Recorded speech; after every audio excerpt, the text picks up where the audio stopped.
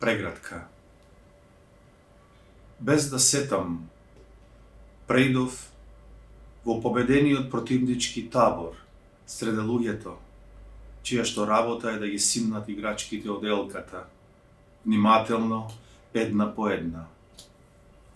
Затоа престанав да прашувам колку е пристојно да трае една преградка и што ја развлекува во времето, очајот или жалбата.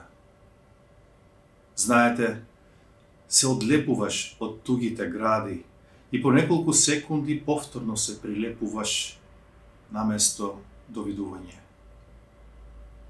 И повторно, затоа се будам секоја ноќ, да останам барем накратко сам, да нема ништо надвиснато или неодложно за исфрлање.